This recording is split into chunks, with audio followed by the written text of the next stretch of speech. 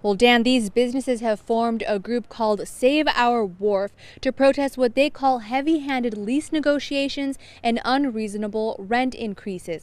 Now, many have been on a month-to-month agreement with the city in hopes that they could come to some sort of compromise, but it appears they are at an impasse. Now, the city council tomorrow will revisit the lease policies, and they're expecting a full house.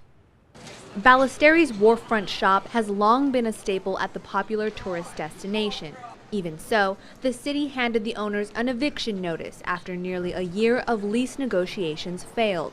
Now the issue is going to court. I didn't really want it to turn out this way, but I've never been sued before, especially by the city. Both sides refuse to budge, and other businesses may end up facing off with the city too. To protest, many wharf businesses and their supporters plan a march on City Hall as the council is set to review their plans for the tourist destination.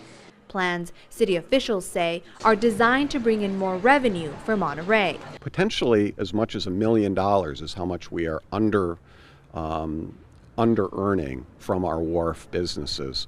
That could go a long ways towards making the waterfront a much more exciting, attractive, and fun place for tourists and for locals. The real question is, what's fair? Just how much should rents increase? And will higher rents force out locals in lieu of corporate chains capable of paying high-dollar rents? This is not about chains. That's a real misconception. We have no interest in putting a McDonald's or a Hooters or any other kind of big chain restaurant on the wharf. I would say that everyone down here expects things to go up. It's just a given. Things do go up over time, but I think a lot of the lease terms really don't encourage good local business and don't really facilitate us staying here. We've made a deliberate choice to renegotiate with existing businesses on the wharf, and only if they're unwilling to accept market rate terms are we marketing the properties. Even then, we will give a preference to other local businesses. Some are calling into question the city's definition of market rates. Others resent how the entire process has been handled. City officials insist both the rents and negotiations have been fair.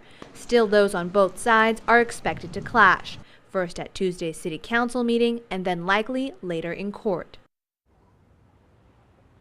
And we should note that some businesses I spoke to say they are satisfied with the lease negotiations with the city, and one restaurant that subleases from the Ballesteri property on the wharf did sign a new deal with the city. As for others, the Save Our Wharf group and their supporters plan to march from the wharf to City Hall tomorrow night. Dan. All right, thank you very much, Bianca. Protesters with Save Our Wharf plan to begin that march to the council meeting tomorrow at 3 o'clock. We'll, of course, have coverage of the meeting tomorrow on Action News and on KSBW.com, as well as the KSBW News app.